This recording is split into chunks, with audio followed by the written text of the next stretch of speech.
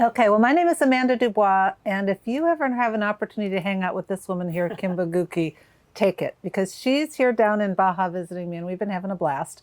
And we're here today to talk about the ripple effect of a woman named Renata Abramson.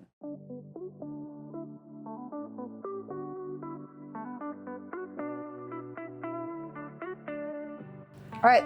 Well, Kim, how about introduce yourself? Who are you? My name is Kim Bogucci, and I'm a retired Seattle police officer and one of the co-founders of the IF Project with Renata Abramson. So well, first of all, what's the IF Project? So the IF Project started back in 2008 when I went into Washington Correction Center for Women and asked the question, basically, if there was something somebody could have said or done to change the path that led you here, what would it have been? And you asked that to who? Well, I walked in and to backtrack a little bit, going in as a police officer to a prison, it was the first time I went in that capacity. I had been one other time before to visit somebody, but it really made me start breaking down my perception, but also take a look at the fear I had of who would be inside that prison.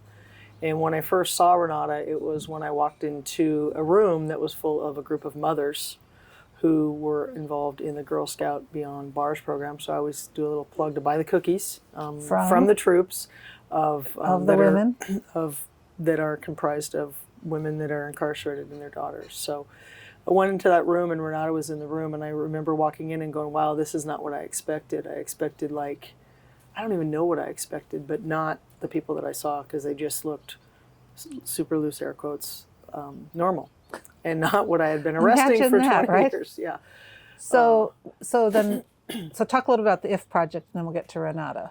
Well, that day, one of the things I found interesting, because they're all mothers, and you know, they figure that about 87% of women that are incarcerated are mothers, is that they really had taught their kids to not trust or like the police. So for me, it was like, wow, this is interesting. And then they started talking about what it was like to be a mom, and I asked them, do you think that they would call the police if their child was a victim of something? And then their mom hats went on, and including Renata's, because when I first met her, she's like, you know, sitting back in her chair, definitely giving me the up and down, and I was definitely nervous. And they started talking about their stories, and her included. And I don't remember the exact thing. I just remember going, this is a lot of really interesting information that we don't know about, let alone society doesn't know about the pathways, let alone in law enforcement. We didn't know, like, what led people to become incarcerated. So I just asked that question, that if question, you know, if there was something somebody could have said or done to change the path that led you here, what would it be? And did you just ask that spontaneously, or did you think about it before?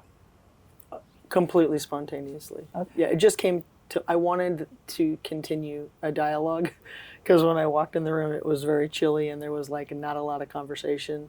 Because you're a cop and they're in prison. Yeah, and the last time they saw the police, it probably wasn't a very great situation. So, anyways, I asked that question. Dialogue continued a little bit. Nobody had a concrete answer, and I left. And I remember walking to the car, just trying to go over everything that had just happened. And when I went back in, probably 3 weeks later, for a Girl Scout Beyond Bars sleepover, so I have spent one night in prison, Renata came up and said, hey, Kim, do you remember asking that question? And I was like, what question? And she, you know, said the question back, and she handed me a stack of papers. And it's always it's hard to, I can never put into words I don't know what you want to call it, the energy, the connection, the something that happened when she handed me that stack of papers and said, these are the answers to that question from the women that I've talked to inside. And so that gives me chills. Yeah. So I think if you're talking about a ripple effect in Renata, that was the first concrete thing that I realized, if I go back, didn't realize it then, started like it was not just a pebble, it was like a boulder. So what did those, so they were kind of like letters from the women?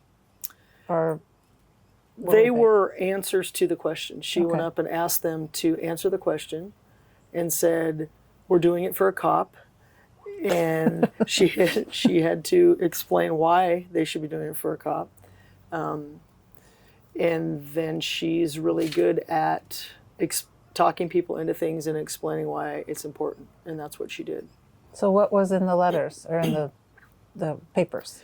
Well, What I found interesting in the answers, and I can't read them inside the prison, and I still can't today, but I started reading them and I started getting super emotional. And what I found interesting in the letters was that there was not blame. It wasn't like the system, the police, the whatever. They really took some thoughtful time and went back to those places in their childhood or in their life. There were those pivotal moments where they went this way instead of that way. Or, what I found super sad is one of the biggest answers was nobody was there for them. So for women too, filling that blank or filling that hole, one of the pathways can be unhealthy relationships. So when you're looking for love in all the wrong places, sometimes it can end up leading you to not great relationships when you're trying to find that person that cares for you. So what did you do with all that information? Well, let me go back a little bit if I can, and then I'll talk about what I did with the information. My biggest thing for Renata was, what made you even do this? And she and I have had many conversations about this, but because she didn't just come from like a family that had some criminal behavior. She came from a family of kind of a legacy, most of her family. It wasn't a matter if you went to prison. It was what you went to prison for, how many times you went to prison, and when you were in prison, what did you learn in prison to not end up getting caught again. So a lot of her childhood was full of trauma. She was kidnapped at one point, legitimately kidnapped at one point, and was just in a survival mode, excuse me, for long periods of time. And prison just became a thing that she and her brother would do in order to take care of the family. And she was, I was like, well, how did you even want to do this? And she said, well, I was sitting in a retreat in prison, and we were talking about pride, and pride can end up being wet blankets on top of you. And she said, I didn't think about, like, I couldn't come up with anything that I was a wet blanket on me, or pride, or something I was holding on to, or hatred, or whatever. And she said, and then I realized how much I hated the police. And I had just come in about a month earlier. And she said, and I sat there and I went, wow, I just really don't like the police. But that question that I had asked triggered something in her. She's like, you know what? I decided that I was going to let go of that blanket, and I took it off me. Wow. And that's why I went out and started asking the question, to get the women to answer the question, to ultimately give me a stack of papers. And those papers turned from 20 or 25. I mean, we still have those. Those are like our sacred scrolls. To, I would say we're probably at least at 5,000 answers to that question from women, juveniles, men. So now, just to back up, you now go into the prisons and ask that question in all kinds of different facilities and different states and countries. And yeah, and so to fast forward, Renata got permission from the facility to actually be able to ask that question and walk around with a see-through bag, because you can't have things concealed that look like you might be passing notes. So every time I would go in, she would have a new stack for me. And I called my friend Kathleen Horan, who's a filmmaker in LA, and I said, you got to come up, you got to meet these women. And we got in a group, we did 2 groups of 100 women showed up for this, and said, what do you all want to do with these answers? Because I don't want to make the decision. These are your words. They're very painful. They're very raw, real. Very selflessly had written these things down, and they said, we want to figure out how to get these things out to kids so they don't follow in our footsteps. wow. So nowhere were they thinking about what if would become. It's 16 years later this month. So that turned into something called the IF Project. Renata started a movement, like that ripple effects a movement. So everything that the IF Project does, all of the programs that they have, and they have 6 programs right now, come from the answers to that question. So we're going further up the fire hose, for lack of a better word, and figuring out how to get that answer into programming that allow people to make different choices. And then unfortunately, the women that were inside there, we started out as a youth program, a youth outreach program. And it was police going in with formerly incarcerated, working with these youth. So I loved that, like walking in and having the kids going, wait a second, you're working with the police, and them going, yeah, we're actually trying to make change so you don't end up in the back of their police car or following in our footsteps to prison.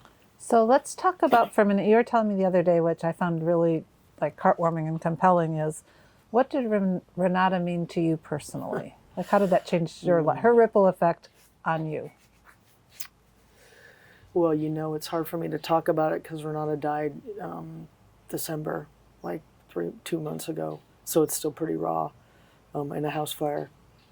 But I think that I would say I was talking to my mom and I'm like, Mom, don't be offended because you and Dad are the reason why I'm here. But I would say that in my life, she's had the most significant impact on any of the work that I've done.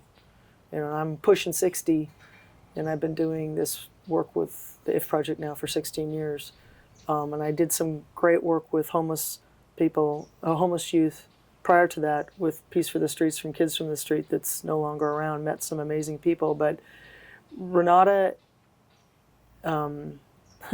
every single thing I do right now, pretty much, in my profession, in my personal life, the people that I know, the places that have gone, the prisons that I've seen around the world to talk about, highlighting being gender responsive and taking a look at the Women's Pathway Different, all stems down to the IF Project, which never would have happened without Renata.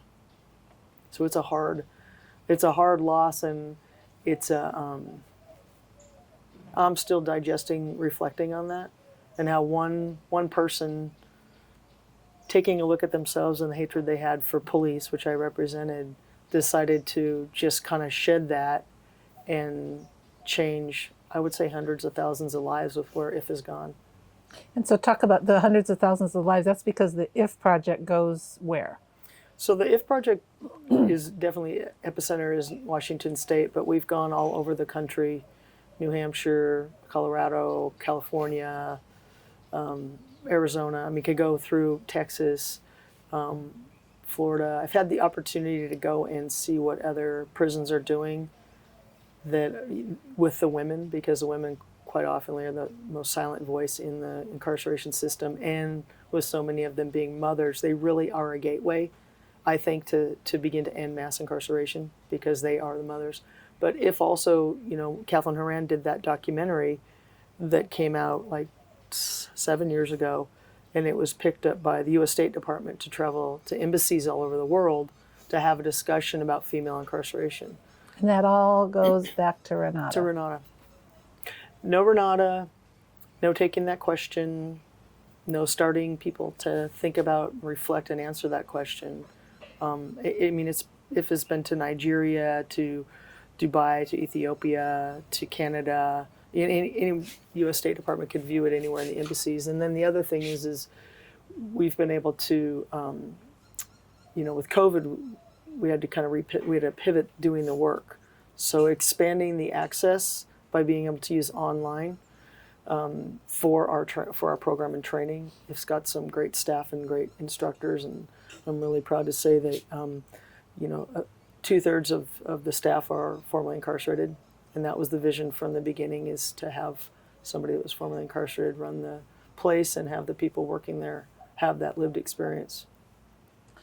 So how about, can you talk a little bit about other women that you know that have been like talking about the ongoing ripple effect of the IF Project? Like, pick a person and I think, how did that affect them? Well, the interesting thing too, one thing I'll say about Renata as far as the ripple effect goes too, she would always just say, this is a God thing. Like, she would never, she was always so incredibly humble. And I'd be like, Renata, do you realize what you're doing? Oh, it's good. It's God, Kim. It's all good. Like, she didn't ever want to, she didn't walk around with her chest puffed out. At her funeral, what I found interesting is her family all were extremely proud of what she had done. Her kids are doing good. She's got 4 kids. Her 3 girls are doing really good, especially her 2 younger ones, and they're proud of what their mom did. And I think they almost understand what her mom did more than Renata understood right. what she did. So I think that was kind of a gift in itself. It wasn't, Renata never did this for Renata. She did this to make change, originally for kids, because her kids were experiencing her being incarcerated, not knowing that not only would it affect youth, but it would also allow the IF Project and formerly incarcerated women to build reentry programs, taking a look at that question, taking a look at, working with Dr. Emily Salisbury, who's one of the gender gurus in the globe, like taking a look at how to to have gender responsive reentry, and it all comes back to that question that Renata asked, and starting to gather that information so that programming was actually relevant. And I'd say most importantly, and that's the one thing I think Renata taught us too at the beginning, is we've never done anything without formerly incarcerated people at the table. I'm not going to think that I know what they need. Right. I want to hear what they need. And when you're, I was in a position of power and privilege to help kick open some doors so that those stories could be heard and people could make change. And it needs to come from their mouths and their experience. I can never tell their story.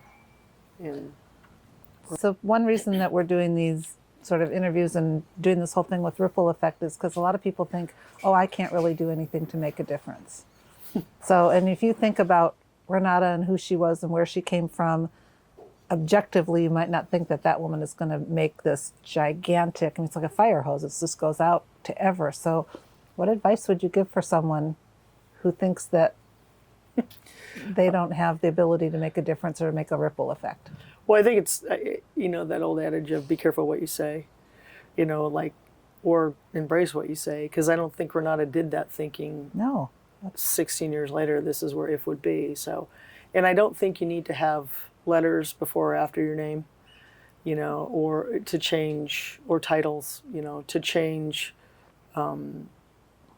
the world in some ways, to start a movement. It can be the simplest thing that you don't realize that sparks the next person, that sparks the next person, and next thing you know, it's just spidering everywhere. And that's what she did.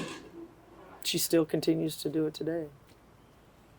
So in a world without Renata, what's next? Yeah, sometimes I have a hard time still believing that. The work just doesn't stop. There's people that, have stepped in. We have Dr. Felisa Bryant that just took over the IF project. She's formerly incarcerated. And Miriam Oliver, who helped us, they both helped us start the IF project inside. And so they just carry on the work. And we've been able to pivot and adjust as far as what, the new trends are. 12 years ago, 15 years ago, we didn't have fentanyl. Now we have to adjust what we're looking at for reentry and support systems and stuff like that for women getting out. There wasn't a big push to do family reunification. The women didn't know how to file or change a parenting plan or try to figure out when to get their kids back or what that looked like. So these are all things that we've grown with in order to provide the services that are needed. So sometimes we've adjusted our programs and curriculums to adjust to what the need is during the time, and the women of the IF Project are leading it and doing that. Thanks to Renata. Thanks to Renata. Oh my God, thank you so much. Yeah. You good? Yeah.